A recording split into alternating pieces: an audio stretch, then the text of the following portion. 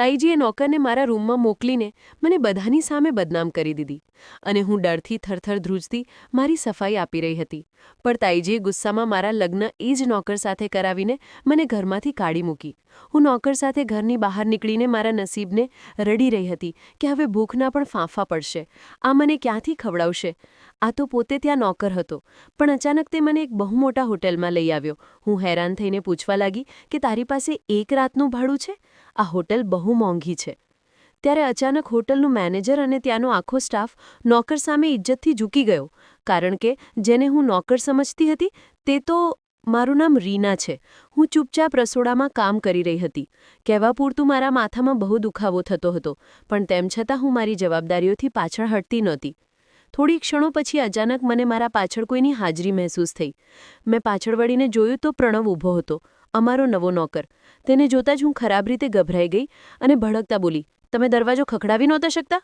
કોની પરવાનગીથી તમે અહીં ઊભા હતા? મારી વાત સાંભળીને તે તરત બોલ્યો, મેડમ, સાહિબા, હું અહીં માત્ર તમને તમારા તાઉજીની વાત કહેવા આવ્યો છું. તે બહાર પોતાની ગાડી સાફ કરી રહ્યા છે. તેમણે તમને બોલાવ્યા છે. મારો ઈરાદો બીજો કોઈ નહોતો. તમે શું સમજ્યા? તેની નજર મારા ચહેરા પર જ હતી.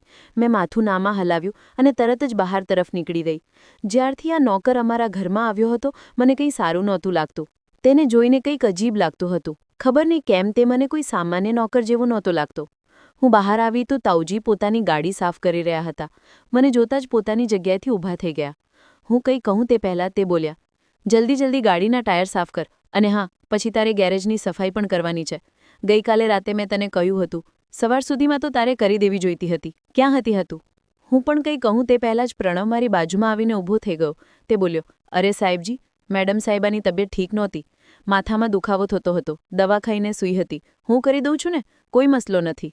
તાઉજીએ કહ્યું, પણ હું કોઈ એક્સ્ટ્રા પૈસા નહીં આપું. જો તું તારી મરજીથી કરવા ઈચ્છે છે તો આ તારો પોતાનો મસલો છે. મારી એમાં કોઈ જવાબદારી નહીં હોય. જ્યારે પ્રણવ તરત જ કપડું સંભાળતા બોલ્યો કે તમે બેફિકર રહો, આખું ગેરેજ ચમકાવી દઈશ અને તમારી ગાડીને પણ એકદમ નવી જેવી કરી દઈશ, અને તમે કહેશો તો હું વાસણ પણ સાફ કરી દઈશ. મેડમ સાહેબાની તબિયત સારી નથી, તેમને આરામ કરવા દો.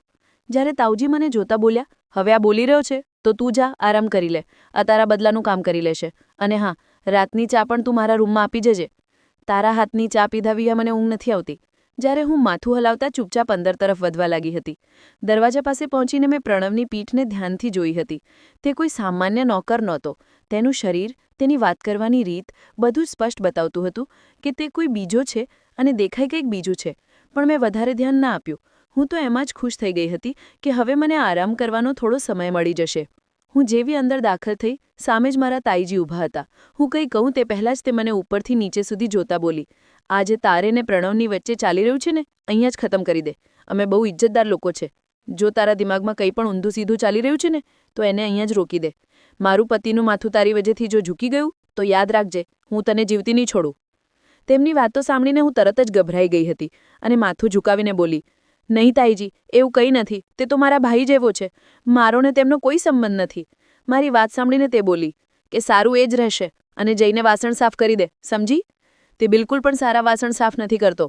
જ્યારે હું જી બોલીને સીધી રસોડામાં જ આવી ગઈ હતી. મને આજે બહુ રડવું આવ્યું હતું. આ રડવું તો મને 5 વર્ષની ઉંમરથી જ મળી ગયું હતું, જ્યારથી મારા પપ્પા અને મમ્મી આ દુનિયામાંથી ચાલ્યા ગયા હતા અને મારી જવાબદારી તાઉજીના માથે આવી ગઈ હતી. કહેવા પૂરતી મારા પપ્પાની 4 દુકાનો પણ હતી, એક ઘર હતું અને એક પોતાની ગાડી પણ હતી, જે મારા તાઉજીએ પોતાના નામ કરાવી લીધી હતી, અને બદલામાં દુનિયામાં દેખાડવા માટે મને પોતાના ઘરે રાખી લીધી હતી. બદલામાં આખા દિવસનું કામ અને રાતે ખાવાના નામે તે લોકોનું વધેલું જૂઠું ખાવાનું મળતું હતું. હું રડતા રડતા વાસણ ધોવા લાગી હતી. હજી એક જ પ્લેટ ધોઈ હતી જ્યારે અચાનકથી તે નોકર રસોડામાં દાખલ થયો અને મને જોતાં જ સખત અવાજમાં બોલ્યો, જ્યારે તમને કહી દીધું હતું કે વાસણ હું સાફ કરી દઈશ અને તમે આરામ કરો, તો શું તમને મારી વાત સમજાતી નથી? જાઓ અહીંથી, કરી લઈશ હું. આની આ વાત સાંભળીને મેં એને હેરાનીથી જોયો હતો. રડવાનું ભૂલીને હું એનો ચહેરો જોઈ રહી હતી. એક નોકર પોતાના માલિક સાથે કેવી રીતે આ રીતે વાત કરી શકે? હું કંઈ કહું તે પહેલાં જ મારા તાઈજી અંદર દાખલ થઈ ગયા અને પ્રણવને જોતા બોલ્યા, આ જ કામ કરી લેશે. તને જે કામો માટે રાખવામાં આવ્યો છે ને, તો તું એના પર ધ્યાન આપ. અમારા ઘરની દીકરીઓ પર ધ્યાન આપવાની તને જરૂર નથી. તેમની પાસેથી કઈ રીતે કામ કરાવવું એ અમારો મસલો છે. તે કંઈ બીજું કહે તે પહેલાં જ તે બોલ્યો, તો તમે તમારી દીકરીને કહી દો. તે તો સવારથી આરામ જ કરી રહી છે. તેમની તબિયત ઠીક નથી. બધું કામ ઘરનું આ જ કરે છે. તમને જરા પણ દયા નથી આવતી? ઉપરવાળાએ તમને પણ દીકરી આપી છે, ભૂલશો નહીં. આ સમય તમારી દીકરી પર પણ આવી શકે છે. કાલે તેને પારકા ઘરે જવાનું છે. તે કંઈ બીજું કહે તે પહેલાં જ મારા તાઈ આગળ વધી ગયા હતા અને એક જોરદાર થપ્પડ તેના ચહેરા પર મારી દીધી અને બોલી, તારી હિંમત કેવી રીતે થઈ મારી દીકરી વિશે આવી વાતો કરવાની? હું તને જીવતો નહીં છોડું. બધું ખબર છે મને, તમારા બંને વચ્ચે શું ચાલી રહ્યું છે. તે કંઈ બીજું કહે તે પહેલાં જ હું આગળ વધી ગઈ હતી અને હાથ જોડીને બોલી, પ્લીઝ માફ કરી દો, હું કામ કરી રહી છું, તમે જાઓ બહાર. તમે કેમ પરેશાન થઈ રહ્યા છો? આ મારો મસલો છે, અમારા પોતાના મામલા છે. હું તમને એમાં દખલઅંદાજી નહીં કરવા દઉં. હું મરું કે જીવું એ મારો ને મારા ઘરવડાઓનો મામલો છે. તમને એ કામ કરવાની તમારી સેલરી મળે છે, તમે એના પર જ ધ્યાન આપો. અમારા ઘરેલું મામલામાં દાખલ થવાની તમને બિલકુલ પરવાનગી નથી. મારા ગુસ્સા કરવા પર તે થોડી ક્ષણ સુધી મને જોતા રહ્યા હતા અને પછી રસોડામાંથી ચાલ્યા ગયા. તેમના જતાં તાઈએ મારો હાથ જોરથી પકડી લીધો અને એક જોરદાર થપ્પડ મારા ગાલ પર પણ મારી દીધી અને મને જોતા બોલી, હું તારી આંખો કાઢી નાખીશ. જો એ આંખો જરા પણ આમ તેમ ડગમગાવી તો સમજાય છે? તેમની સખત અવાજ પર મેં ચૂપચાપ માથું ઝુકાવી દીધું. તે મને વાસણો તરફ ધકેલીને રસોડામાંથી ચાલી ગઈ હતી. મેં મારા બળતા ગાલ પર હાથ મૂક્યો તો મને વધુ તકલીફ થઈ હતી. કાશ હું અહીં ના આવી હોત. રડતા રડતા હું ચૂપચાપ વાસણ ધોવામાં મગ્ન થઈ ગઈ હતી. સમયની ગતિ ક્યારે અટકી નથી અને ક્યારે અટકે નહીં. વાસણ વગેરે ધોવામાં લગભગ 1 કલાક પછી હું મારા રૂમમાં દાખલ થઈ. મારી સામે જ ખાવાનું, એક પ્લેટ, ચા અને દવા મૂકેલી હતી. હું હેરાન થઈ કે રસોડામાં તો કોઈ દાખલ જ નહોતું થયું. ચા કોણે બનાવી છે? નહીં પછી આસામાં નહીં પહોંચું કેવી રીતે? અચાનક જ મારા દિમાગમાં પ્રણવનો ખ્યાલ આવ્યો. મને હવે બહુ ગુસ્સો આવવા લાગ્યો હતો. આ માણસ જરૂરતથી વધારે જ મારામાં દિલચસ્પી દેખાડી રહ્યો હતો. મને કંઈ સમજાતું નહોતું કે તે આવું કેમ કરે છે. હાલ હું ચૂપચાપ પલંગ પર બેસી ગઈ. ઈરાદો થોડીવાર આરામ કરવાનો હતો, પણ હું ક્યારેય ખાવાનું બગાડતી નથી. જે લોકોને ખાવાનું આરામથી નથી મળતું હોય તે ખાવાની કદર કરતાં સારી રીતે જાણે છે. હું ચૂપચાપ તે ખાવાનું મારા ગળામાં ઉતારવા લાગી. ખાવાનું પૂરું કર્યા પછી મેં તે ચા પણ પીધી હતી અને ચૂપચાપ દવા લઈને સૂઈ ગઈ. માથાના દુખાવાને કારણે બિલકુલ ફાટી રહ્યું હતું. પણ હું જાણતી જ નહોતી કે આ બધું એક દિવસ મારા માટે કોઈ ખુશનુમા સપનું નહીં, પણ એક દર્દનાક હકીકત બનવાનું છે. બીજી સવારનો સૂરજ બહુ તેજીથી રોશન થયો. મારી આંખ તાઉજીના અવાજથી ખુલી. હું એકદમ પરેશાન થઈને દુપટ્ટો સંભાળતા બહાર આવી તો તે પ્રણવને જમીન પર સુડાવીને ખરાબ રીતે પીટી રહ્યા હતા. આ જોઈને મારું દિલ ધડકવાનું જ ભૂલી ગયું કે આ શું થઈ રહ્યું હતું. મને કંઈ સમજાયું નહીં. પછીની ક્ષણે તાઈ આગળ વધીને પોતાના પતિને સંભાળતા બોલી કે બસ કરો, શું કરી શકીએ? જ્યારે ઘરનો જ સિક્કો ખોટો હોય તો કંઈ પારકા પર શું ગુસ્સો કરવો? તું જા, તારું કામ કર.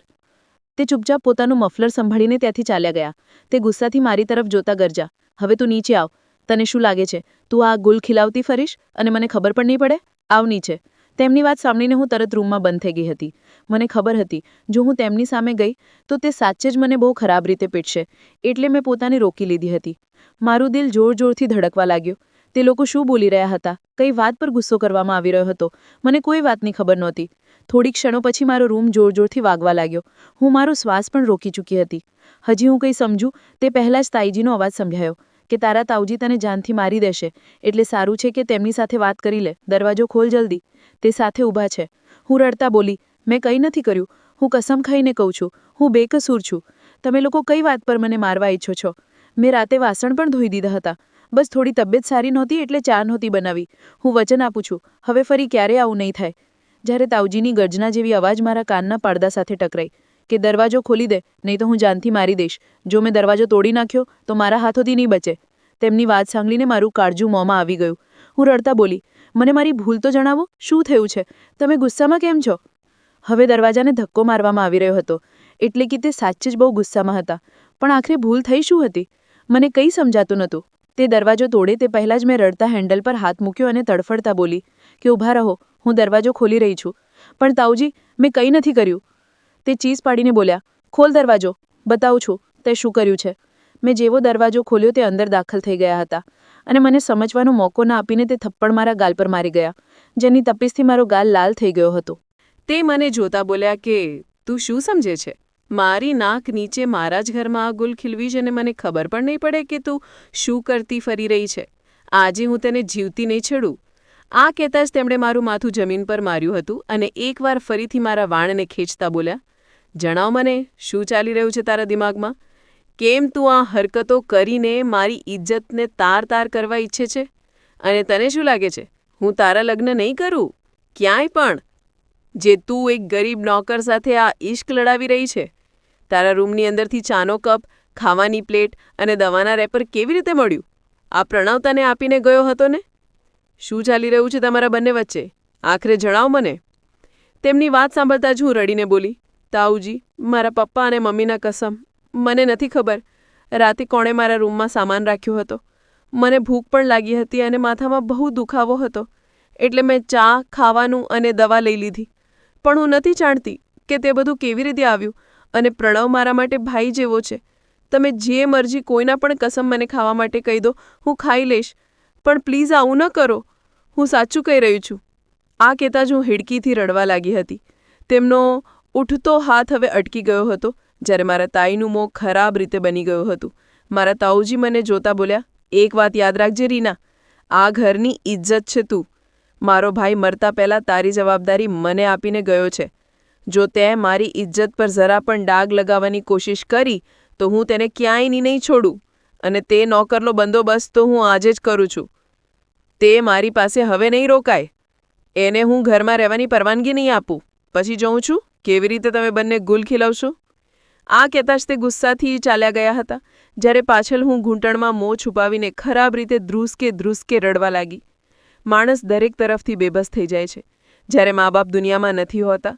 ખાસ કરીને તમારો બાપ જો મરી જાય તો સંતાન દરબદર થઈ જાય છે. તેમના માથે કોઈ છત નથી રહેતી. છત હાજર પણ હોય તો પણ એવું જ લાગે છે કે તમે બેસહારા છો. તમારા ઘરનું વાતાવરણ વેર વિખેર થઈ જાય છે. તમે એક એવી હોડીમાં સવાર થઈ જાઓ છો જ્યાં તમે દરેક તરફથી એકલા હોવ છો. ઘણી વાર સુધી હું રડતી રહી હતી. મારી બિલકુલ પણ હિંમત નહોતી થઈ રહી કે હું નીચે જઈને તે લોકોનો સામનો કરું. ખબર નહીં તે લોકો કઈ રીતે વર્તાવ કરશે. કદાચ મને મારશે. આ વિચારીને જ હું ત્યાં બેસી રહી હતી. થોડી વાર પછી તાઈની દીકરી રૂમમાં દાખલ થઈ અને મને જોતા નફરતભર્યા અવાજમાં બોલી, મમ્મીએ કહ્યું છે બપોરનો ખાવાનું બનાવ. આ તારા બાપનું ઘર નથી જે તું અહીં બેસીને આંસુ વહાવતી રહે. એટલું પણ નથી માર્યું મારા પપ્પાએ તને, જે આ તારા મગરના આંસુ બંધ થવાનું નામ જ નથી લઈ રહ્યા. અમારા ઘરમાં નુસત ફેલાવાની જરૂર નથી. ઊભી તો હવે આવની છે. આ કહીને તે ચાલી ગઈ હતી જ્યારે હું ખૂબ રડી હતી. હું સાચે જ આજે પોતાને બહુ વધારે બેબસ મહેસૂસ કરી રહી હતી. ગઈકાલ સુધી માત્ર મને આ વાતનો ટોણો મારવામાં આવતો હતો કે હું તેમના ઘરમાં રહીને મફતની રોટલી ખાઉં છું, પણ હવે મારા પર એક નોકરને લઈને આરોપો લગાવવામાં આવી રહ્યા હતા. થોડીવાર પછી હું ચૂપચાપ નીચે આવી ગઈ. તાઈ અને તાઉજી લોનમાં જ બેસીને ખબર નહીં શું વાતો કરી રહ્યા હતા. સાથે તેમની દીકરી બેઠી હતી જે મોબાઈલમાં જ મગ્ન હતી. જ્યારે પ્રણવ ક્યાંય નજર નહોતો આવી રહ્યો. હું રસોડામાં દાખલ થઈ તો તે એક તરફ ઊભો વાસણ ધોઈ રહ્યો હતો. તેને જોતાં જ મેં કડવાહટથી મોં ફેરવી લીધું હતું. જ્યારે તે મને હેલો બોલીને ચાલ્યો ગયો. તેના ચહેરા પર ઈજાના નિશાન હાજર હતા. તાઉજીએ તેને બહુ ખરાબ રીતે માર્યો હતો. મને હેરાની પણ થઈ રહી હતી. તે હજી સુધી અહીં શું કરી રહ્યો હતો? તેમણે કહ્યું હતું કે તે તેને કાઢી મૂકશે. કદાચ મહિનો પૂરો કરીને ચાલ્યો જાય. મેં મારું માથું ઝટક્યું હતું અને ચૂપચાપ બપોરનું ખાવાનું બનાવવામાં મગ્ન થઈ ગઈ. આ વાતથી બેખબર કે આજની રાત મારા માટે તે ઘરમાં છેલ્લી રાત સાબિત થવાની છે. બપોરનું ખાવાનું વગેરે તૈયાર કરીને હું પાછી મારા રૂમમાં આવીને બેસી ગઈ. હજી બેઠા થોડી જ વાર થઈ હતી જ્યારે રૂમનો દરવાજો ખોલ્યો અને તાઈ, તેમની દીકરી બંને દાખલ થયા. હું તરત જ મારી જગ્યાએથી ઊભી થઈ ગઈ. તે મને જોતાં જ બોલી કે રાતે મેં ખાનદાનવાળાઓને માટે પાર્ટી રાખી છે.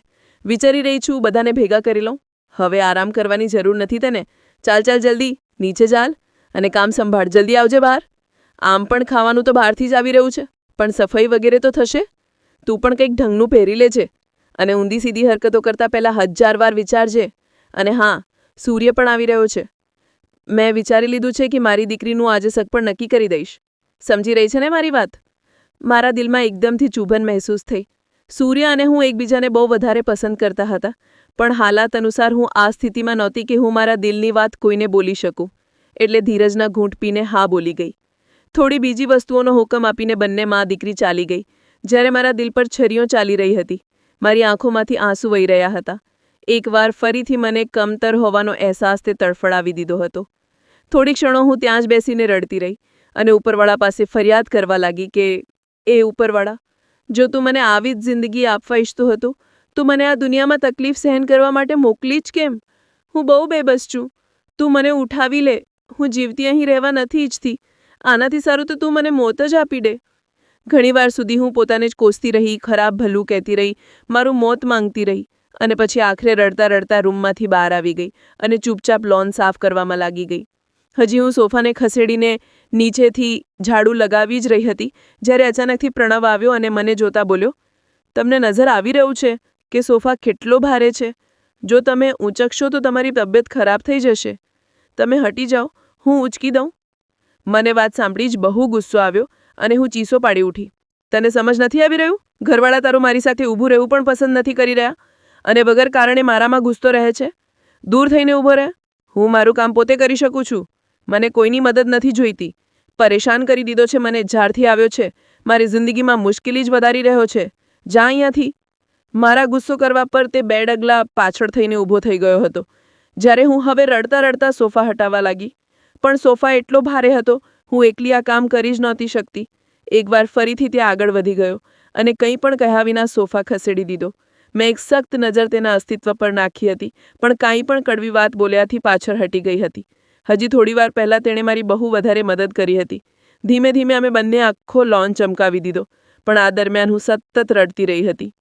છેલ્લી વાર ઝાડુ લગાવીને જેવી હું રસોડામાં જવા લાગી તો તરત જ તે બોલ્યો, તમને ખરાબ ના લાગે તો એક વાત પૂછું?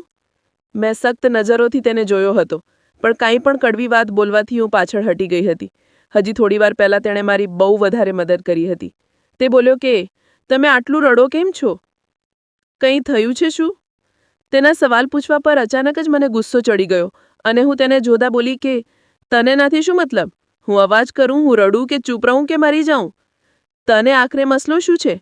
કેમ મારી જિંદગીમાં મુશ્કેલી વધારી રહ્યો છે? હજી તને કહ્યું હતું ને કે મારાથી દૂર રહે અને આ ઘરનો નોકર છે, નોકર બનીને રહે. મારા બાપ બનવાની જરૂર નથી. ખબરદાર જો તે હવે ફરીથી મને આ રીતે કોઈ પણ પર્સનલ સવાલ પૂછો. હવે જા અહીંયાથી. આ કહીને હું રસોડામાં આવી ગઈ હતી. હું તેના પર ગુસ્સો કરવા નહોતી ઈચ્છતી, કારણ કે તે માણસ મારી સાથે બહુ વધારે સારાથી રહેતો હતો. હંમેશા મારી મદદ કરતો હતો. પણ જે હાલત તેની વજહથી મારા માટે પેદા થઈ રહી હતી, તે સમયે મને ઝેર જેવી જ લાગી રહી હતી. હું રસોડામાં ઊભી રહીને મીઠાનું બનાવવાની તૈયારી કરી રહી હતી, જ્યારે અચાનક જ તાઈની દીકરી અંદર દાખલ થઈ અને મને જોતા બોલી, જો રીના, હું કેવી લાગી રહી છું? મેં પાછળ વળીને જોયો તો એક ક્ષણ માટે મારી આંખોમાં નમી આવી ગઈ. તે ગુલાબી રંગના કપડાં પહેરેલી હતી. તે કલર સૂર્યને બહુ સારો લાગતો હતો. અવારનવાર તે મારી સાથે વાતો જ વાતોમાં આ કલરની ફરમાઈશો પણ કરતો હતો કે હું પણ પહેરું. પણ મેં આજ સુધી આ ફરમાઈશને પૂરી નહોતી કરી. હું કોઈને પણ શકમાં નથી નાખવા ઈચ્છતી કે મારા દિલમાં તેના માટે કંઈક છે. જો કે તે બહુ હિંમતીવાળો હતો, પણ જ્યારે તેને મારી તરફથી કોઈ રિસ્પોન્સ જ ના મળ્યો તો તેણે મારી તાઈની દીકરીને પસંદ કરી લીધી હતી. મેં માથું હલાવીને માત્ર એટલું જ કહ્યું કે હા, બહુ સારી લાગી રહી છે.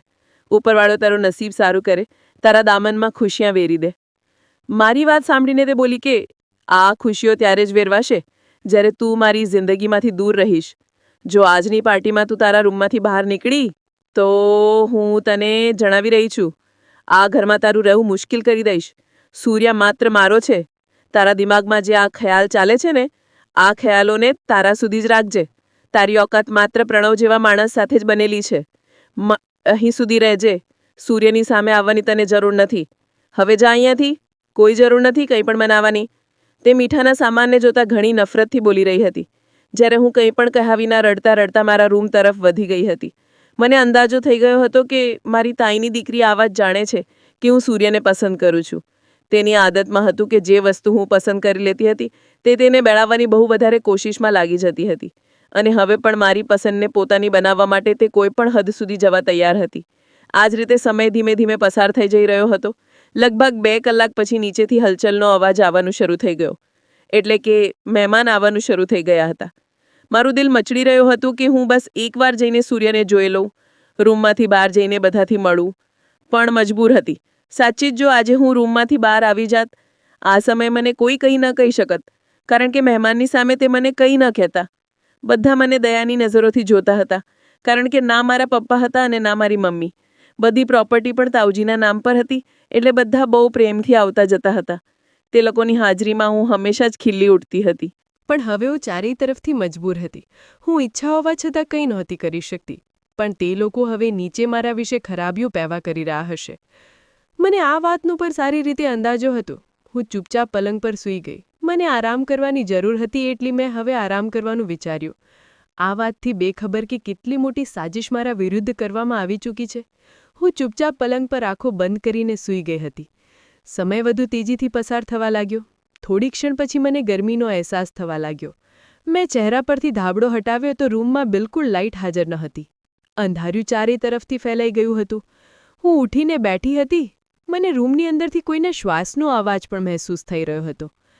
હું હજી કંઈ કહું તે જ પડે રૂમની લાઇટ ઓન થઈ હતી અને રૂમનો દરવાજો ખુલ્યો. બધા લોકો અંદર દાખલ થયા. હું મારી જગ્યાએથી ઊભી થઈ ગઈ હતી. જ્યારે તાઈજી વોશરૂમ તરફ ઇશારો કરતા બોલી કે અંદર જ છે તે, હું કહી રહી છું ને તમને લોકો, આ છોકરીએ અમને ક્યાંય ના છોડ્યા, જુઓ જરા કેટલી બેશરમ છે. જ્યારે હું તરત જ બોલી, કેમ, શું થયું છે, કોણ છે અંદર? હું તો સૂઈ રહી હતી. મારા ચહેરા પરથી પણ માલુમ થઈ રહ્યું હતું કે હું ઘણી ઊંડી ઊંઘમાંથી જાગી છું. હજી કોઈ કંઈ કહે તે જ પડે વોશરૂમનો દરવાજો ખુલ્યો હતો અને પ્રણવ બહાર આવ્યો. હાથમાં પ્લસ અને ટેસ્ટર વગેરે હાજર હતા. તે તરત જ બોલ્યું કે આંદરનો બલ્બ ઠીક થઈ ગયો અને મેં બોર્ડને પણ ઠીક કરી દીધો છે. હવે તમારે પરેશાન થવાની જરૂર નથી. વારંવાર અંદરની લાઇટ બંધ નહીં થાય. તે કંઈ બીજું કહે તે જ પડે તાઉજી રૂમમાં દાખલ થયા હતા. તેને સમજવાનો મોકો આપ્યા વિના થપ્પડ પર થપ્પડ તેના ચહેરા પર મારવાનું શરૂ કરી દીધું અને સાથે જ ગાળો પણ આપવા લાગ્યા કે તે અમારા ઘરની ઇજ્જત પર હાર નાખ્યો છે, હું તને નહીં છોડું. જ્યારે મારા બાકીના રિશ્તેદારો પણ તરત જ ત્યાં આવી ગયા અને મારા તાઉજીને દૂર કરી દીધા. જ્યારે તેમની પત્ની મારી પાસે આવી અને મારો હાથ મચકોડીનું બોલી કે તે અમને ક્યાંય ના છોડ્યા, અમારી ઇજ્જતને ખાકમાં મેળવી દીધી. મહેમાનોની પીઠ પાછળ તું આ બધું કરી રહી છે? જ્યારે અચાનકથી મારા તાઉજી મને જોતા બોલ્યા, ક્યારથી ચાલી રહી છે આ બધું? છુપાવવાની જરૂર નથી, મને સાચું સાચું જણાવ. મને પહેલાં જ તમારા બંને પર શક થઈ ગયો હતો. આ માણસને કાઢી મૂકવો જોઈતો હતો, પણ બસ ભૂલ થઈ ગઈ. પણ આજે હું કોઈને નહીં છોડું. બહુ શોખ છે ને તને આ ગંધ મારા ઘરમાં ફેલાવવાનો? આજે તને આની સાથે જ વિદાય કરીને મારા ઘરમાંથી બેદખલ કરી દઈશ. તેમની વાત સાંભળીને હું રડતા બોલી કે મેં તો કંઈ નથી કર્યું. હું સાચું કહી રહી છું. આ રૂમમાં ક્યારે આવ્યો, વોશરૂમમાં ક્યારે ચાલ્યો ગયો, મને કંઈ ખબર જ નહીં. હું તો સૂઈ રહી હતી. મને તો તમારી દીકરીએ આમ પણ કહ્યું હતું કે તું સૂર્યની સામે નહીં આવીશ. હું કસમ ખાઉં છું, હું જ્યારથી સૂઈ રહી છું, મને નથી ખબર આ ક્યારે આવ્યો. હું સાચું કહી રહી છું. મારી વાતનો વિશ્વાસ કરો. હા, મારા પર આરોપ લગાવવામાં આવી રહ્યો છે. જ્યારે અચાનકથી જ મારા તાઈ મારા ચહેરા પર જોરદાર થપ્પડ મારતા બોલી કે ખબરદાર જો તે મારી દીકરી વિશે એક શબ્દ પણ કહ્યું, તે તારા જેવી હરગીઝ નથી, સમજી? ક્યાં તું અને ક્યાં મારી દીકરી? તું તેના પગની ધૂળ બરાબર પણ નથી, સમજાયું? આ કહેતા જ મેં તેમણે નફરતથી પાછળ તરફ ધકેલી દીધી હતી. જ્યારે તાઉજી હવે મારા લગ્ન કરાવવાના ચક્કરમાં પડી ગયા હતા. મેં નફરતભરી નજરોથી પ્રણવને જોયો, જે બિલકુલ ચૂપચાપ માથું ઝુકાવીને ઊભો હતો. મને હેરાની પણ થઈ રહી હતી કે આ જાલિમ માણસ કંઈ બોલ કેમ નથી રહ્યો. આખરે પોતાની સફાઈમાં લડી કેમ નથી રહ્યો, અહીંથી ચાલ્યો કેમ નથી જતો, અને એની આ ચૂપકીદી જ મને બેચેન કરી રહી હતી. થોડી વારમાં તાઉજી અને બાકીના પુરુષોએ મળીને એ જ નિર્ણય કર્યો કે મને તેની સાથે લગ્ન કરીને વિદાય કરી દેવામાં આવે. મેં બહુ ના પાડવાની કોશિશ કરી કે આવું ન કરો, પણ મારી એક વાત પણ ન સાંભળવામાં આવી. મારવાની ધમકીઓ આપીને મને લગ્નના મંડપમાં બેસાડી દેવામાં આવી. જલ્દીમાં મારા લગ્ન પ્રણવ સાથે કરાવી દેવાયા. હું ખરાબ રીતે રડવા લાગી હતી અને મેં રડતા થયું કે મારો વિશ્વાસ કરો, મેં તો કંઈ નથી કર્યું. જ્યારે અચાનકથી તે ગર્જના કરવા લાગ્યા, મારી સામે સફાઈઓ રજૂ કરવાની જરૂર નથી. ચૂપચાપ આ ઘરમાંથી દફા થઈ જા. તારા પતિ સાથે, જેની સાથે તે ઇશ્ક લડાવ્યો છે, તે મારી ઇજ્જત તાર કરી દીધી. અમારા ઘરમાં તારા માટે કોઈ જગ્યા નથી બચી. જ્યારે તેમની વાત સાંભળીને મારી છેલ્લી આશા પણ તૂટી ગઈ હતી. પ્રણવ પણ માથું ઝુકાવીને ઊભો હતો. અમારા લગ્ન થઈ ગયા હતા, પણ લગ્ન પછી ન કોઈ મુબારકબાદી આપવામાં આવી, ન ગળે મળ્યા. બસ તાઉજી ગુસ્સેથી બોલા કે આ મનહૂસને લે અને અહીંથી દફા થઈ જાઓ. આ ઘરમાં આ છોકરીની હવે કોઈ જગ્યા નથી. મારા રડવા છતાં તે લોકોએ મને માફ ન કરી અને ના મારી સફાઈઓને કોઈ મહત્વ આપ્યું હતું. બસ એક અજાણી વ્યક્તિ સાથે મને રવાના કરી દીધી. હું બિલકુલ સુન્ન થઈને તાઉજીના ઘરમાંથી નીકળી. એવું લાગતું હતું કે જાણે કોઈએ મારા શ્વાસ રોકી દીધા હોય. મને વિશ્વાસ નહોતો આવી રહ્યો કે મારા પોતાના ઘરવાળાએ મારી સાથે સંબંધ તોડી લીધા. મારી સફાઈને મહત્વ ન આપવામાં આવ્યું. હું જાણતી હતી કે આ બધું એક વિચારવામાં આવેલી સાજિશ હતી. સૂર્ય મારી સાથે લગ્ન કરવા ઈચ્છતો હતો. તે મારી તાઈની દીકરીને બિલકુલ પણ પસંદ નહોતો કરતો. એ જ વજહ હતી કે તાઈ અને તેમની દીકરીએ મળીને આખું આ પ્લાન બનાવ્યો અને તેને મારા રૂમમાં બહાનેથી મોકલીને લાઇટ બંધ કરી દીધી અને આ વસ્તુને મોકો બનાવીને મને બદનામ કરી દીધી. હવે હું મારા લોકોની હકીકતને પણ જાણતી હતી. હું બસ ચૂપચાપ તે નોકર સાથે સડક પર ચાલતી જઈ રહી હતી. અમે ક્યાં જવાના હતા, અમે ક્યાં રહેવાના હતા, શું ખાઈશું, કંઈ પણ નહોતી ખબર. પ્રણવ જ્યારે તાઉજી પાસે નોકરી લેવા માટે આવ્યો હતો, તેણે એ જ કહ્યું હતું કે તેના આગળ પાછળ કોઈ નથી. ન મા બાપ, ન ભાઈ બહેન, તે એક અનાજ છે, ન માથે છત છે અને ખાવા માટે ખિસ્સામાં પૈસા. તે તેને પગની જૂતી બનાવીને પણ રાખશે તો તેને મંજૂર હશે. એ જ વજહ હતી કે હવે હું પરેશાન થઈ રહી હતી કે હવે તો ખાવાના ફાફા પડશે, પણ હાલતમાં કોઈ સુધારો નહીં આવે. હજી અમે થોડા ડગલા ચાલ્યા હતા જ્યારે એક ગાડી આવીને મારી સામે ઊભી રહી ગઈ. મેં પરેશાન થઈને પ્રણવને જોયો. હું કંઈ કહું તે પહેલાં તે બોલ્યો કે મેં એક કેબ બુક કરી છે, હાલ હોટેલ ચાલીએ છીએ, હાલ ત્યાં જ રાત રોકાઈ જઈશું. હું કંઈ કહું તે પહેલાં જ તે ગાડીમાં બેસી ચૂક્યો હતો, એટલે હું પણ ચૂપચાપ બેસી ગઈ. હું થોડી હેરાન પણ હતી કે તેણે ગાડી કેવી રીતે બુક કરી. તેને જોઈને ક્યાંયથી પણ નહોતું લાગતું કે તે ભણેલો ગણેલો છે અને તેની પાસે મોટો મોબાઈલ છે. હાલ મેં ચૂપ રહેવામાં જ ભલાઈ સમજી, કારણ કે હવે આખી જિંદગી મારે આ માણસ સાથે જ ગુજારવાની હતી. તે મને સૂકી રોટલી ખવડાવે, ઝૂંપડીમાં રાખે, એ જ મારું બધું હશે. ગાડી કઈ તરફ જઈ રહી હતી મને કંઈ પણ નહોતી ખબર, પણ હવે એક વસ્તુ મને બહુ હેરાન કરી રહી હતી. જ્યારથી અમારા લગ્ન થયા હતા, પ્રણવની રીતભાત ઘણી બદલાયેલી લાગી રહી હતી.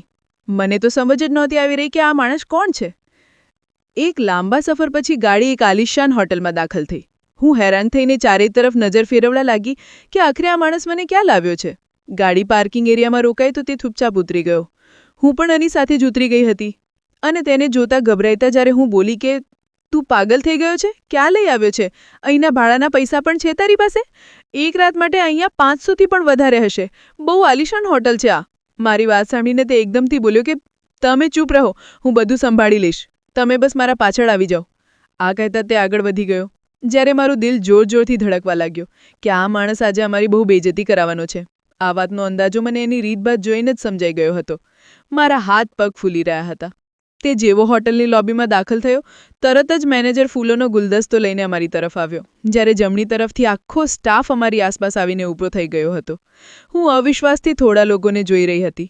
મેનેજર આગળ વધીને પ્રણવના હાથમાં ગુલદસ્તો આપ્યો અને બાકાયદા ઝૂકીને બોલ્યો કે બહુ બહુ મુબારક હો તમને લગ્નની. અમે જે અરેન્જ કરી શકતા હતા સર, અમે કર્યું છે, તમે આવી જાઓ. જેવો તે એક તરફ થયો, આખો સ્ટાફ એની જ રીતે ઇજ્જતથી ઝૂકેલ હતો. જ્યારે હું હેરાન થઈને પ્રણવને જોઈ રહી હતી કે આ કોણ છે, શું છે, મને કંઈ સમજાતું જ ન હતું. જ્યારે તે મારી તરફ જોતા બોલ્યો કે તમે 10 મિનિટ રોકાઓ, હું હમણાં આવું છું. આ કહેતા તે મેનેજર સાથે એક તરફ ઊભા રહીને ખબર નહીં શું વાત કરવા લાગ્યો કે મેનેજર તરત જ માથું હલાવી રહ્યો હતો અને જે રીતે તે વાત કરી રહ્યા હતા તેની રીતભાત બધું બતાવી રહી હતું કે તે પ્રણવ નહીં પણ સાચે જ કોઈ બહુ મોટો માણસ છે. તે કોઈ મામૂલી હસ્તી નથી. થોડી ક્ષણ પછી તે મારી પાસે આવ્યો અને મને જોતા બોલ્યો કે આજની રાત અમે અહીં જ રોકાઈશું અને પછી સવારે મારા ઘરે જઈશું, તમે આવી જાઓ. હું એકદમથી તેનો હાથ પકડીને બોલી કે કોણ છો તમે? સાચું સાચું જણાવ પ્રણવ, તમે એક મામૂલી નોકર નથી. તે મેનેજર બોલી રહ્યો હતો કે આ હોટેલ તમારું છે, તમે આખરે શું ઈચ્છો છો, કંઈ જણાવશો પણ? મારી વાત સાંભળીને તે થોડીવાર ચૂપ રહ્યો અને પછી મને જોતા બોલ્યો કે સારું, હવે પલંગ પર બેસો, હું તમને બધું દેખાડવા ઈચ્છું છું. આ કહીને તે એક ટેબલ તરફ ચાલ્યો ગયો, જ્યારે હું ચૂપચાપ બેસી ગઈ. થોડી ક્ષણ પછી તે એક ડાયરી લઈને મારી પાસે આવ્યો અને મારા જમણી તરફ બેસીને તેણે ડાયરી ખોલી હતી. પહેલાં જ પેપર પર મારા પપ્પાની તસવીર હાજર હતી અને તેની સાથે જ એક અજાણી વ્યક્તિ પણ હાજર હતો. તે મને જોતા બોલ્યો કે તમારા પપ્પા મારા પપ્પાના બહુ સારા મિત્ર હતા.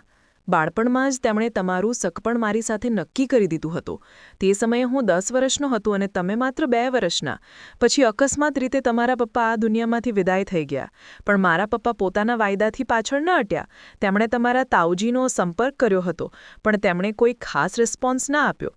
પણ જેમ જેમ હું મોટો થયો ગયો, મારી દિલચસ્પી તમારામાં વધવા લાગી હતી. એક નાના બાળકના દિમાગમાં જ્યારે એક વાત બેસાડવામાં આવે છે કે તારી થનારી પત્ની આ જ છે, તો કોઈ પણ માણસ હોય તેના દિલમાં જજ્બાત આવી જ જાય છે. હું પણ તમને પ્રેમ કરવા લાગ્યો હતો, પણ જ્યારે પપ્પાએ મને જણાવ્યું કે તમે મને નથી મળી શકતા, મારા દિમાગ પર માત્ર એક વાત જ સવાર થઈ ગઈ હતી, મારે તમારા સુધી પહોંચવું છે અને કોઈ પણ કિંમત પર તમને મેળવવા છે. એટલે હું નોકર બનીને તમારા તાઉજીના દરવાજા પર પહોંચવા ઈચ્છતો હતો. જો કે હું અમેરિકાથી ભણીને આવ્યો છું, ત્યાંની ઓક્સફર્ડ યુનિવર્સિટીમાંથી. પણ પ્રેમ માણસને આવું જ બનાવી દે છે. તમારા તાઉજીને જ્યારે ખબર પડી કે મારા આગળ પાછળ કોઈ નથી, હું વધારે સેલરી પણ નહીં લઉં, તો તેમણે મને તમારા ઘરના કામો માટે રાખી લીધો મારો ઈરાદો ત્યાં રહીને તમારું દિલ જીતવાનો હતો, પણ જ્યારે મેં ત્યાં તમારી સાથે તે લોકોનો વ્યવહાર આવો જોયો, મારું દિલ બહુ વધારે અજીબ થઈ ગયું હતું. હું ઈચ્છા હોવા છતાં તમને એકલા નહોતો છોડી શકતો. આટલા મોટા હોટેલનું માલિક, આટલી મોટી કંપનીનું માલિક પણ તમારી આગળ બેબસ થઈ ગયો. એટલે તમારા માટે વાસણ પણ ધોઈ રહ્યો હતો, ગેરેજ પણ સાફ કરી રહ્યો હતો, તે લોકોના થપ્પડ પણ સહન કરી રહ્યો હતો. આજે સવારથી જ તમારા તાઈજીનો વ્યવહાર મારી સાથે બહુ અલગ હતો. મને સમજ આવી ગયું કે તે કંઈક કરવા ઈચ્છે છે, એટલે હું પણ પૂરી તૈયારીથી હતો, પણ મને બિલકુલ પણ અંદાજો નહોતો કે તે ઓરત તમને આ રીતે બદનામ કરશે. પણ કહે છે ને કે જ્યારે માણસના ખિસ્સામાં પૈસા હોય તો તે બધું જ કરી શકે છે. કાલે જ સવારે તમારા ઘરવાળાઓને તમારી સચ્ચાઈની ખબર પડી જશે અને તમારો દામન સાફ થઈ જશે. પણ હા, હું તમને સાચે જ બહુ વધારે પ્રેમ કરું છું અને તમને એક સારો અનુભવભરી જિંદગી આપવા ઈચ્છું છું. મને એ પણ ખબર છે કે તમે સૂર્યને પસંદ કરો છો, પણ જો જે માણસ તમારા માટે આવી પરેશાનીમાં ઊભો નથી રહી શકતો, તે તમને ક્યારેય ખુશ પણ નથી રાખી શકતો. તેની વાત સાંભળીને હું બહુ રડવા લાગી. આ વાત સાંભળીને કે આ વાત સાચી હતી. મને આશા હતી કે સૂર્ય મારા માટે ઊભો થશે, મારી સાઈડથી બોલશે, પણ આવું કંઈ પણ ન થયું. તે બિલકુલ ચૂપચાપ ઊભો રહીને તમાશો જોઈ રહ્યો હતો. મેં પ્રણવને ના પાડી દીધી હતી કે તમે કંઈ પણ તે લોકોને નહીં જણાવશો જે લોકોએ આખી જિંદગી મને તકલીફ પહોંચાડી. હું તેમની સાથે કોઈ સંપર્ક નથી રાખવા ઈચ્છતી. હું બસ હવે શાંતિની જિંદગી પસાર કરવા ઈચ્છું છું. અને જેવું મેં કહ્યું હતું એવું જ થયું. બીજા દિવસે જ તે મને પોતાના બંગલા પર લઈને ગયો. તેના પપ્પા, તેની મમ્મી, તેની બહેન બધાએ મારું બહુ વધારે ધ્યાન રાખ્યું. બધા મને બહુ પ્રેમ કરે છે, દીકરીઓની જેમ માન આપે છે. મને મારા ધીરજનો બદલો મળી ગયો. મા બાપના નિર્ણય ક્યારેય ખોટા નથી હોતા. હા, થોડા નિર્ણય માણસને મુશ્કેલીમાં નાખી દે છે, પણ મા બાપ દ્વારા કરવામાં આવેલો દરેક નિર્ણય જ ઠીક હોય છે. તે દિવસે પહેલી વાર મને અહેસાસ થયો કે કિસ્મત જ્યારે કરવટ લે છે તો માણસને ત્યાં જ પહોંચાડી દે છે જ્યાં એની અસલી જગ્યા હોય છે. હું પ્રણવ સાથે તે મોટા બંગલામાં દાખલ થઈ તો દિલ અજીબ તેજીથી ધડકી રહ્યું હતું. આટલા મોટા ઘરમાં મેં પોતાને ક્યારેય નહોતી વિચારી. મને તો હંમેશા લાગતું હતું કે મારી દુનિયા માત્ર તે નાના રૂમ સુધી જ સીમિત રહેશે જ્યાં હું દર રાત્રે રડતા રડતા સૂઈ જતી હતી. જેવા મેં અંદર પહોંચ્યા, એક બહુ જ સુંદર ઓરત પ્રણવની મા અમારી તરફ આવી. તેમના ચહેરા પર એટલી નરમી અને મોહબ્બત હતી કે મને પહેલીવાર પોતાપણું જેવો શબ્દ સમજાયો. તેમણે મારો હાથ પકડ્યો અને પ્રેમથી બોલ્યા કે શુકર છે તું ઘરે આવી ગઈ બેટી, હવે ચિંતાની કોઈ વાત નહીં. હું બસ તેમને જોતી જ રહી ગઈ. હું એ જ છોકરી હતી જે ગઈકાલ સુધી નોકરાણીની જેમ ગુસ્સામાં ઊભી રહેતી હતી, જેની કોઈ વાત નહોતું સાંભળતું, અને આજે કોઈ માએ મને દીકરી કહી હતી. પ્રણવે મારો બેગ એક તરફ રાખ્યો અને મને રિલેક્સ થવાનો ઇશારો કર્યો. હું એટલી મૂંઝવણમાં હતી કે કંઈ સમજી જ નહોતી શકતી. બધું બહુ જલ્દી થયું હતું. બદનામી, લગ્ન, ઘર છોડવું અને પછી આ નવી જિંદગી, જાણે કોઈએ અચાનક જ તે મને એક બીજી દુનિયામાં નાખી દીધી હોય. ઘરમાં પ્રણવની નાની બહેન રિદ્ધિમાં આવી. તે બહુ જ પ્યારી હતી. આવતા જ તેણે મને ગળે લગાવી લીધું અને બોલી કે ભાભી તમે ચિંતા ન કરો, ભાઈ બહુ સારા છે, તે તમને હંમેશા ખુશ રાખશે. તેની વાત સાંભળીને મારી આંખો ભરાઈ આવી. કોઈ અજાણી છોકરી મને આટલું માન આપી રહી હતી જ્યારે મારા પોતાના ઘરવાળાએ મને ધૂતકારી દીધી હતી. તે સાંજે હું મારા રૂમમાં બેઠી હતી. રૂમ એટલું મોટો અને સુંદર હતો કે મને પોતા પર વિશ્વાસ જ નહોતો આવી રહ્યો. દિવાલ પર હલકી લાઇટ્સ, મુલાયમ ધામણો, મોટો શીશો અને બારીમાંથી આવતી ઠંડી હવા. મને એવું લાગ્યું કે જાણે હું કોઈ ફિલ્મના રૂમમાં બેઠી છું. ડર હજી પણ હતો, પણ શાંતિ પણ મહેસૂસ થઈ રહી હતી. રાત્રે પ્રણવ રૂમમાં આવ્યો. તેની ચાલમાં હવે તે નોકરવાળી ઝલક નહોતી. તે બિલકુલ આત્મવિશ્વાસથી ભરેલો હતો. મેં વિચાર્યા વિના કહ્યું કે આ બધું મારું નથી, હું બસ ડરી રહી છું. તે હસ્યું અને બોલ્યો કે કોણે કહ્યું કે આ બધું મારું નથી? આ ઘર અને આ જિંદગી બધું તમારું છે. તમે ઈચ્છો તો તેને પોતાનું ઘર બનાવી શકો છો. અહીં કોઈ તમને ટોણા નહીં મારે. તેના શબ્દોએ મને તોડી પણ દીધી અને જોડી પણ દીધી. હું જોરથી રડવા લાગી. આટલા દિવસનો દર્દ, અપમાન અને એકલતા બહાર નીકળવા લાગી. પ્રણવ ચૂપ ઊભો રહ્યો અને મને રડવા દીધું. કદાચ તે સમજતો હતો કે આ રડવું જરૂરી છે. પછી તેણે ધીમેથી મારા માથા પર હાથ મૂક્યો અને કહ્યું કે હવે બધું ઠીક થશે. એ પળે મને લાગ્યું કે કદાચ સાચે જ હવે બધું ઠીક થઈ શકે છે. પછીના થોડા દિવસોમાં જિંદગી બદલાવા લાગી. સવારે ઉઠતા જ મા મારા માટે નાસ્તો બનાવતી. તે મારી પસંદ નાપસંદ પૂછતી કે બેટા તને ચા પસંદ છે કે કોફી? શું ખાવાનું સારું લાગે છે મારી વહુને? શું પહેરવાનું પસંદ છે. તેમના દરેક સવાલમાં ખૂબ પ્રેમ ઝલકતો હતો. કદાચ બાળપણમાં પણ મારી પાસે કે કોઈ આમ પૂછીને મને આટલું અટેન્શન નથી આપ્યું. સવારે જ્યારે પ્રણવ ઓફિસ જતો પણ જતાં પહેલાં હંમેશા પૂછતો કે કંઈ જોઈએ છે શું તમને, તમે ઠીક છો ને રીના? અને પહેલીવાર મને મહેસૂસ થયું કે કોઈ મારી સાચી ફિક્ર કરે છે. ધીમે ધીમે મને પ્રણવની દુનિયા સમજવા લાગી. તે બહુ મોટો બિઝનેસમેન હતો, તેની પાસે ઘણી હોટેલ અને કંપનીઓ હતી, પણ દિલ એટલું જ સાદું અને નરમ હતું. હું વિચારતી કે આટલો મોટો માણસ નોકર બનીને મારી પાસે કેમ આવ્યો હશે. પછી યાદ આવ્યું કે તે માત્ર મારી વજેથી આવ્યો હતો. એક સાંજે અમે બંને છત પર બેઠા હતા. હવા હળવી હળવી ચાલી રહી હતી. હું ચૂપ હતી અને તે મારી ચૂપકીદીને સમજી રહ્યો હતો. તેણે કહ્યું કે તમે ઈચ્છો તો આપણા લગ્નને થોડા સમય સુધી માત્ર નામ પૂરતા લગ્ન રહેવા દો. જ્યારે તમને લાગે કે તમે મને પતિ માનવા માટે તૈયાર છો, ત્યારે જ અમે આગળ વધીશું. હું કોઈ પણ વાતની જલ્દી નહીં કરું. તેની વાત સાંભળીને દિલમાં ગરમાહટ ફેલાઈ ગઈ. કયો એવો માણસ હોય છે જેને દુનિયા મળી શકતી હોય, પણ તે એક તૂટેલી છોકરીના ઠીક થવાની રાહ જુએ છે? મેં પહેલીવાર તેને મહેસૂસ કર્યો. તે પ્રણવ જે અનાથ હતો, જે મારા માટે પોતાના ઘરથી દૂર નોકર બનીને ગયો હતો, જેણે મારી બદનામ લગ્નની દરેક વાત સહન કરી લીધી અને મને એકવાર પણ ટોણો ના માર્યો. આવો માણસ નસીબથી જ મળે છે. થોડા દિવસ આમ જ પસાર થઈ ગયા.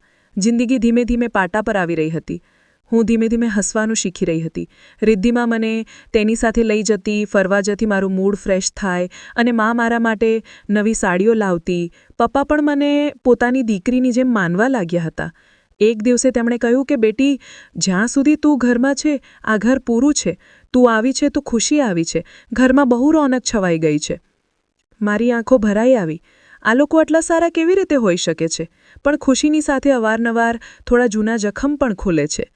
એક દિવસે ફોન આવ્યો જે નંબર તાઉજીના ઘરનો હતો. આ જોઈને મારું દિલ ધડકવા લાગ્યું. ફોન ઉપાડ્યો તો તાઈ ચીસો પાડતા બોલી કે તે બહુ જાળ બિછાવી છે, અમને ધમકીઓ આવી રહી છે. તે નોકરને મોકલ્યો હતો અમને ડરાવવા માટે. તને શરમ ન આવે? હું કાપી ગઈ. મેં કંઈ નથી કર્યું. પ્રણવે કદાચ. તાઈ બોલી, બહુ ઊંચી ઉડાણ ભરી રહી છે. યાદ રાખજે, તે જ્યાં પણ જઈશ લોકો તને નોકરાણી જ સમજશે, કોઈ માલકીન નહીં. તેની વાતથી મારું દિલ તૂટી ગયું. હું રડવા લાગી. એ જ સમયે પ્રણવ આવી ગયો. તેણે મારા હાથમાંથી ફોન લીધો અને તાઈજીને કહ્યું કે હવેથી ક્યારેય પણ મારી પત્નીને ફોન ન કરજો. જે બદનામી તમે તેને આપી છે તેનો જવાબ કાલે મળશે. હું ગભરાઈ ગઈ કે તે શું કર્યું? લોકો શું કહેશે? તે બોલ્યો કે સમાજ ત્યાં સુધી જ પીછો કરે છે જ્યાં સુધી અમે તેને કરવા દઈએ છીએ. તમે કેમ ડરી રહ્યા છો રીના? તમે કંઈ ખોટું નથી કર્યું. તે રાત્રે તેણે પહેલીવાર મારો હાથ પકડ્યો. મને પહેલીવાર લાગ્યું કે હું એકલી નથી. બીજી સવારે ટીવી પર ખબર ચાલી રહી હતી કે હોટેલના માલિક પ્રણવ સિંઘે કર્મચારીઓ પર લગાવેલા ખોટા આરોપો પર કેસ કર્યો છે. તાઈ અને તાઉજીનો ચહેરો દેખાઈ રહ્યો હતો. તેમની સાજિશ બધાની સામે આવી ગઈ હતી. સૂર્ય કેમેરાની સામે ઊભો હતો. તેણે કહ્યું કે મને ખબર હતી બધું ખોટું છે, પણ હું ડરી ગયો હતો. મેં ટીવી બંધ કરી દીધું. મનમાં રાહત ઉતરી. પ્રણવે માત્ર સચ્ચાઈ બહાર લાવી હતી, બદલો નહીં. તે રાત્રે હું પ્રણવને બાલ્કનીમાં ઊભો જોઈ રહી હતી.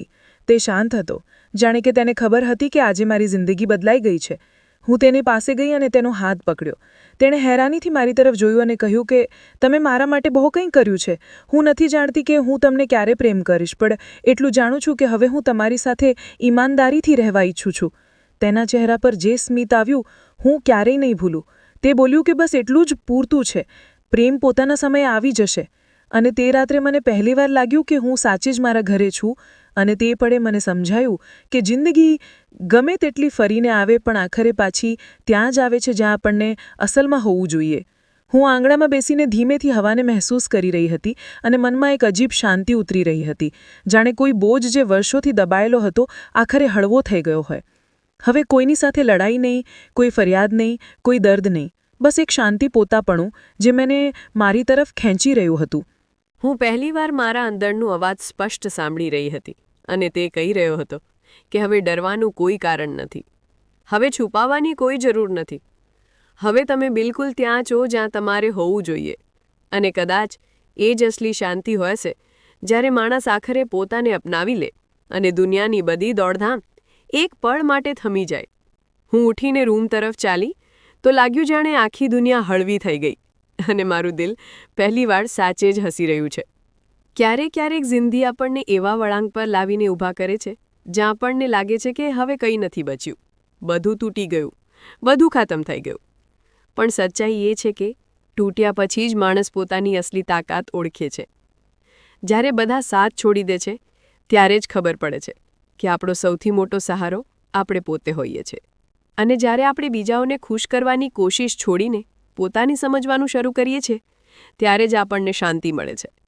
માણસ હંમેશા ભાગતો રહે છે, ક્યારેક સંબંધો પાછળ, ક્યારેક આશાઓ પાછળ, ક્યારેક કોઈએ આપેલા દર્દથી દૂર ભાગતા અને ક્યારેક પોતાના જ ડરથી છુપાઈને. પણ અસલી જીત ત્યારે થાય છે જ્યારે તે ભાગવાનું છોડીને એક જગ્યાએ રોકાઈ જાય અને પોતાને પૂછે કે આખરે હું ઈચ્છું છું શું. તે જ પળે તેની જિંદગીની દિશા બદલાઈ જાય છે. કારણ કે શાંતિ બહારથી નથી મળતી, આ આપણા અંદરથી નીકળે છે. જ્યારે આપણે પોતાને માફ કરી દઈએ છીએ, જ્યારે આપણે બીજાઓની વાતોને દિલમાંથી કાઢી નાખીએ છીએ, જ્યારે આપણે આપણા ઘાવને નબળાઈ નહીં પણ પાઠની જેમ જોવા લાગીએ છીએ, અને જ્યારે આપણે માની લઈએ છીએ કે દરેક વસ્તુનો એક સાચો સમય હોય છે અને જે આપણા માટે લખવામાં આવ્યું છે તે ક્યારેય આપણાથી દૂર નથી જઈ શકતું. જિંદગીની સૌથી મોટી શીખ એ જ છે કે કોઈ પણ દર્દ હંમેશા માટે નથી રહેતું અને કોઈ પણ અંધારું એવું નથી જેને પ્રકાશ જીતી ના શકે. બસ માણસને થોડી હિંમત, થોડી આશા અને પોતાના પર વિશ્વાસ રાખવો પડે છે. જો દિલમાં શાંતિ હોય તો દુનિયાના તોફાન પણ આપણને હલાવી નથી શકતા, અને જો દિલ ચેનથી ન હોય તો દુનિયાની બધી ખુશીઓ પણ આપણને શાંતિ નથી આપી શકતી. એટલે જિંદગીમાં સૌથી જરૂરી એ જ છે કે માણસ પોતાની સાથે દોસ્તી કરી લે, પોતાને સમજે અને સૌથી વધીને પોતાને પ્રેમ કરવાનું શીખી લે. કારણ કે જ્યારે માણસ પોતાને અપનાવી લે છે ત્યારે જ તેની દુનિયાની દરેક વસ્તુ હળવી લાગવા લાગે છે અને ત્યારે જ તે સાચે જ હસવાનું શરૂ કરે છે. દોસ્તો, આશા કરું છું તમને અમારી વાર્તા પસંદ આવી હશે. વાર્તા પસંદ આવી છે તો વિડીયોને લાઇક કરો, ચેનલ પર નવા છો તો ચેનલને સબસ્ક્રાઇબ કરો અને હા, નોટિફિકેશન બેલને જરૂર દબાવો જેથી આગામી અપડેટ સૌથી પહેલાં તમને મળે.